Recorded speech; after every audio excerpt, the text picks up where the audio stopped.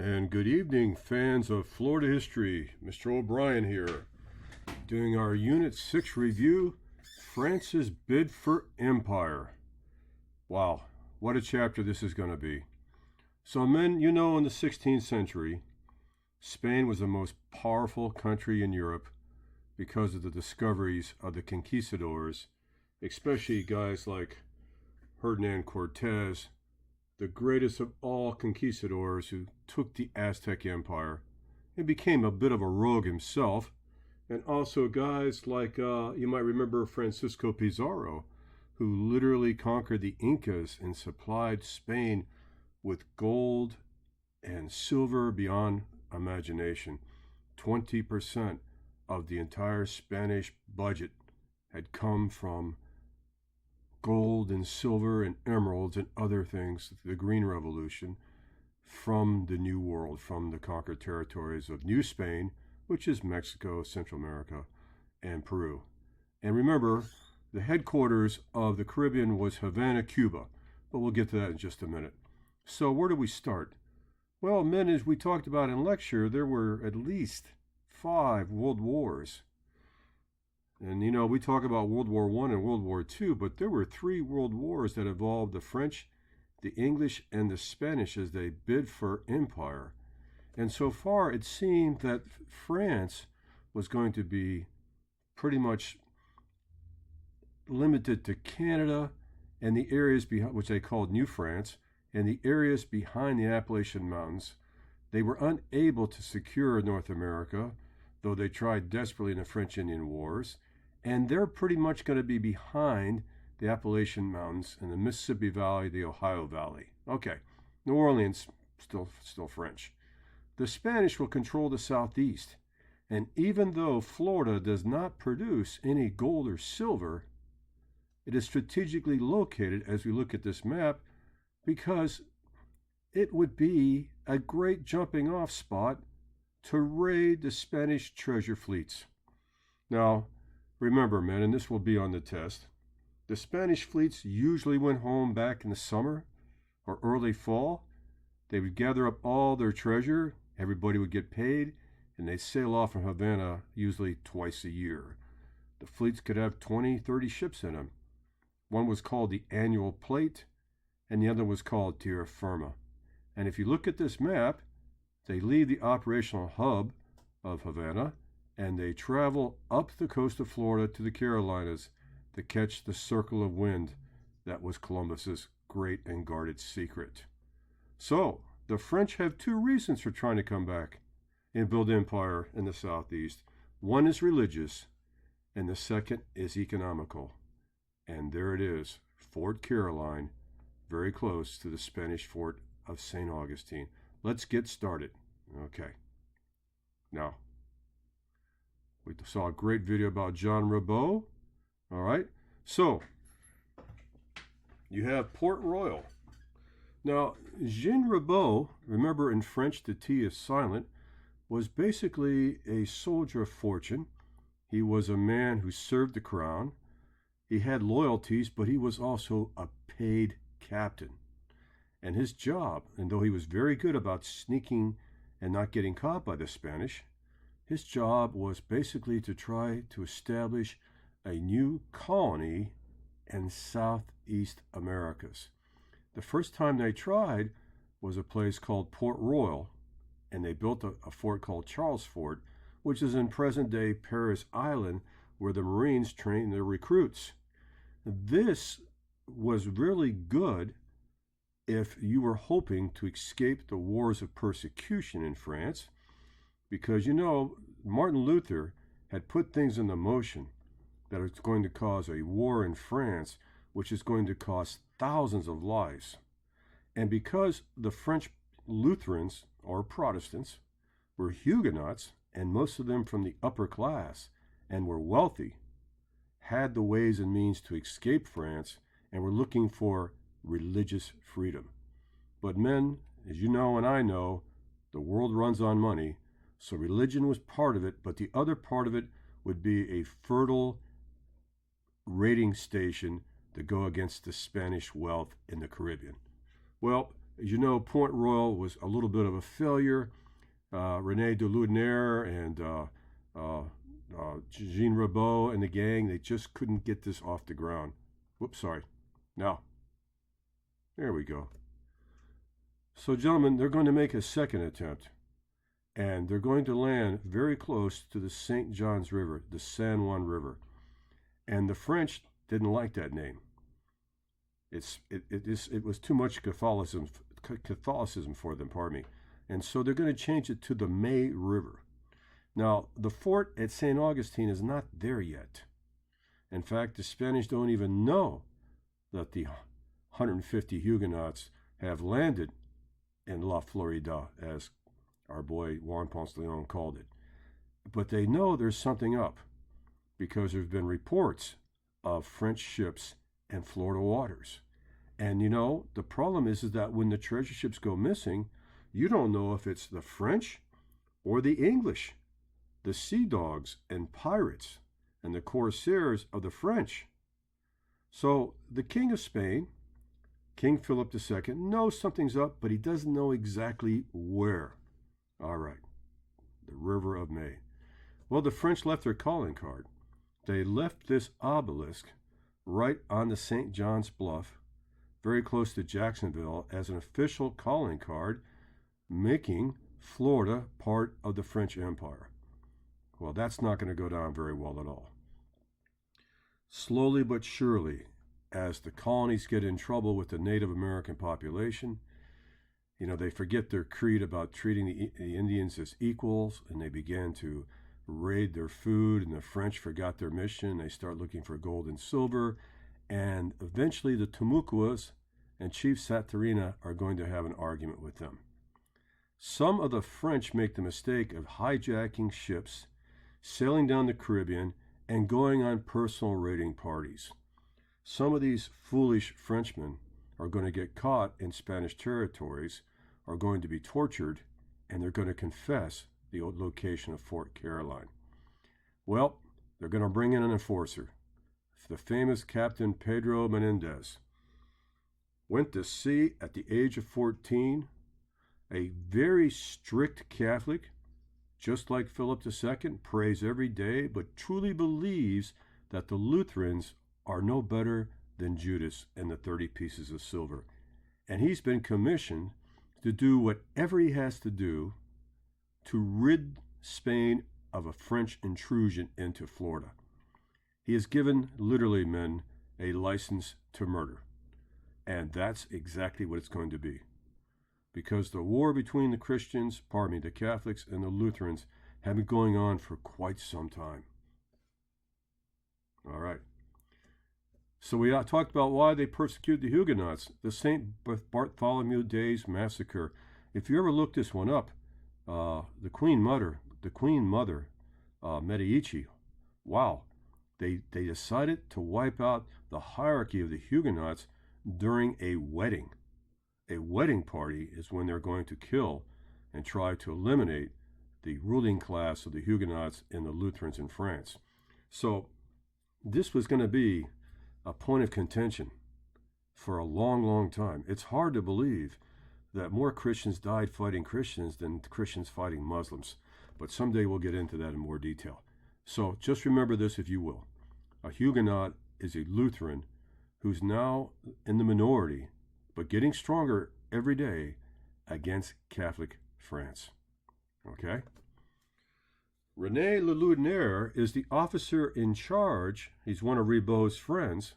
Ribault is the sailor, Laudonniere is the general, and they're going to build Fort Caroline, named after French royalty, named after one of the young daughters of the crown. And they're going to abandon Charles Fort, and Fort Caroline is going to be perfect because it's in the mouth of the St. John's River, or the River of May, if you're French. It is fortified with cannons. It is in perfect position to hide from the Spanish, but yet be out into the trade lanes of the Atlantic very quickly. Yes. As a matter of fact, the famous sea dog Sir John Hawkins visited this fort and traded cannons for food and clothing. Well, those cannons are going to be missed later when Pedro Menendez finds out where they are. So this was a very successful and beginning fortress that looked like it was going to give the French a tremendous advantage of cutting into the Spanish treasure fleets. Triangular, it's got ramparts, very tough to sneak up on, and you know what? The French did a really nice job on this. But the problem was this. As we said, the relationship with the Timucua Indians was beginning to deteriorate because the Timucua thought the French, because they were friendly, would assist them with their military hardware and wiping out competing tribes in North Florida. And when the French seemed to be more interested in gold and silver and taking the crops of the Native Americans, that relationship kind of fell apart. And that's going to be unfortunate because the Timucua will confirm to the Spanish where the French are hiding. All right, that's Chief Santanilla. They're going to try it one more time. Chief Santanilla. Nope. Santanera. There we go. 3 times is a charm. And he's going to be ahead of the Timucua, right in North Florida, a very powerful man. And he's going to begin to question the French's intentions in his land because they have not delivered on their promises. So later he'll be a factor in revealing where the French are hiding to the Spanish. Now cattle are showing up, supplies and gunpowder, and the French are going to try to make a permanent run in Florida. Okay. But then Fort Caroline falls in hard times, and Jean Ribault finds himself having to go back to try to get more money and supplies in France, and actually gets arrested. And while he's arrested, Fort Caroline will fall into total disrepair. It's going to be quite some time before Jean Ribault is brought out of prison, right? He's on parole, gets a chance to come back and visit Fort Caroline, but at that time, right, he does not know that there is a force coming up from Cuba under the leadership of Pedro Menendez de Aviles. And completely by accident, they're going to meet at the same time. The French fleet with reinforcements and gunships and the Spanish fleet are going to meet in the St. Johns River at the exact same time. The fight that breaks out is amazing, but the French, who had numerical superiority, cut their anchor chains and sailed away.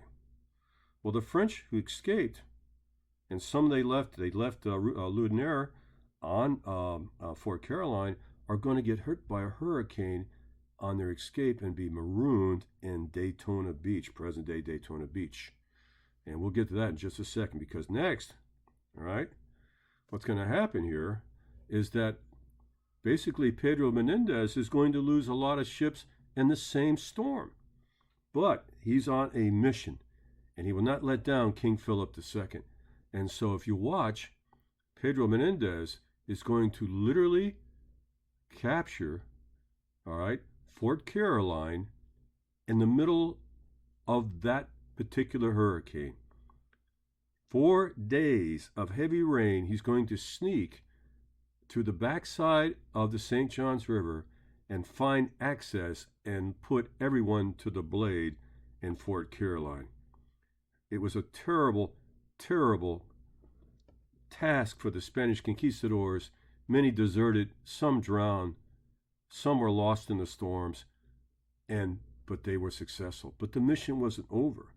As we will discover, Pedro Menendez will bring his forces down by foot and by a few ships down to Matanzas, where they'll find Jean Ribault, and they will kill every one of the Huguenots, even though the tradition was to ransom them back to the crown of France for a lot of money. But that's not the way he wanted to do it, right? That's not the way he wanted to do it. So, if you get a chance, men, read these slides and look very closely here. You can see here's Fort Caroline. Later, San Augustine here will be built here, San Marcos, and this is the St. Johns River. And all the action pretty much happens in this particular strip right through here. Okay? All right, so check that out. So when St. Augustine is established in 1565 on the feast day of St. Augustine. And when you go to visit there at St. Augustine and you see San Marcos, I don't want you to think that that fort the Spanish built out of coquina coral had always been there. No, there have been 9 or 10 forts. And those 9 or 10 forts before the stone one were actually made out of wood. So there have been 10 separate forts, and they've been owned mostly by the Spanish and the Americans, and the English have tried on several occasions to capture that fortress using pirates and sea dogs, but they had never, ever succeeded in taking St. Augustine. But they sure as heck tried. All right. Now, men, we talked about a guy by the name of, and this is on the test, take a look at this, Jacques Lemon. He did hundreds of wood carvings and drawings and paintings, if you will, and every illustration I use this era comes from him. He was at Fort Caroline as a French artist and record keeper. He wrote diaries for the King of France, full reports. He was lucky enough to escape with his life when Pedro Menendez attacked during that hurricane that they used for a distraction. His art to this day is considered to be the greatest art of the period. There's some tumuquas hunting up there and some of the local vegetation that's not found in Europe is only found in the southeast. All right? And if you look at this, you can see this fact about how weather changed history. Men, in Florida, weather always changes history. Well, what do you mean? Well, later you'll discover that 4 out of 5 American aviators in World War II trained to fly in Florida after we built like 30 Air Force bases during the war because Florida has the greatest flying weather and the most clear days of any state in the Union. Yeah, you can't separate Florida and aviation. In fact, Florida is aviation, but that'll be in a later chapter. All right. Now, this is Matanza Beach. And you can see Jean Ribault with the red beard and the red hat.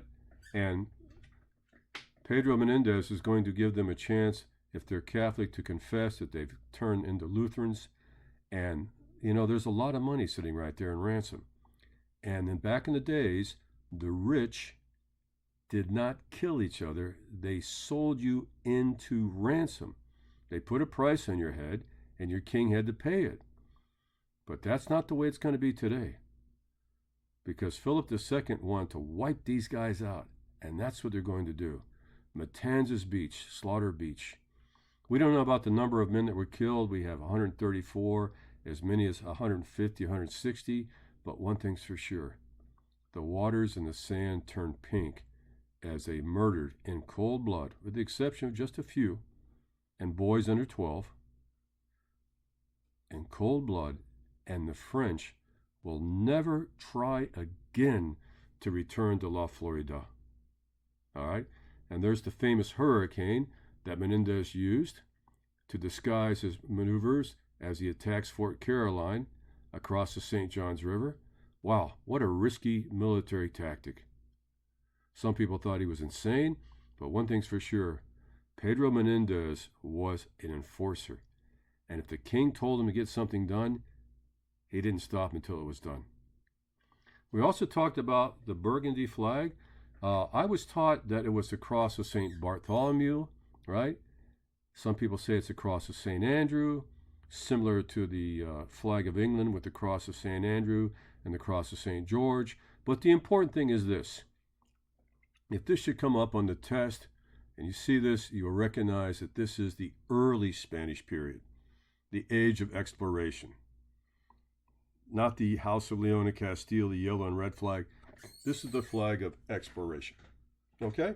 So I may put that on the test as an image and, you know, look at the choices and make sure you put down the first Spanish period. Somebody will think it's French. Somebody will think it's something else, but it's not. It's Spanish. All right? Now, there is a later watchtower that Pedro Menendez built from St. Augustine all the way down the coast of Daytona to make sure that no one like the French or the British could ever try to steal Florida from the Spanish again. And those fortresses, 1569, that's the original locations, and they're still there today, made out of that coquina, which is almost like a oatmeal type of limestone, only found in northeast Florida, that compresses, kind of like popcorn, and absorbs the cannonballs. Yeah, cannonball hits it, it just bends and compresses. It's the weirdest coral you're ever going to see. But that was a lonely job to be a Spaniard, manning the watchtowers, always waiting for somebody to try to steal treasure from the Spanish fleets.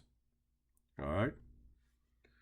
Pedro Menendez also went on to build other forts, and this is Fort Santa Elena.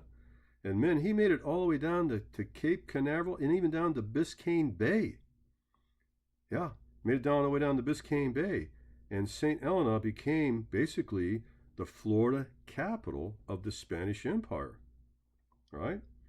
Now, the funny thing about it, men, is that if you look at the old maps, Florida goes all the way up to practically South Carolina, and the western borders all go all the way to the Mississippi River. Those lines will not be cut down until the British take over Florida, and they're going to divide it into something called East Florida and West Florida. So don't get confused. Sometimes we say the Carolinas, right? Remember, the Florida border didn't end at the Petey River. It actually spilled into South Carolina. Okay? So if you can just remember that Pedro Menendez was the first governor of Florida, that's enough. I'll be happy with that. Okay? And there it is today. Now that's the 10th fortress built in that spot where Pedro Menendez guards St. Augustine and not far from the mouth of the St. Johns River. A beautiful fort, and the oldest fort that I can remember in North America. It could carry up to 150 people. If need be, you could jam almost 300 in there, but 150 was normal. And they could put enough food and water in there to last for 30 or 40 days. They had a freshwater well, and this was an impenetrable fort. And when people tried to attack the Spanish, all the civilians and farmers and soldiers could hunker down in San Marcos, and you know what? They could just wait you out. So it never fell to the pirates, the sea dogs, but America will get it through a treaty and change the name to Fort Marion. And that's the film. Now, men, that's a fantastic film. If you're a little bit of a visual learner, this is a film called The Conquest of America, the Southeast.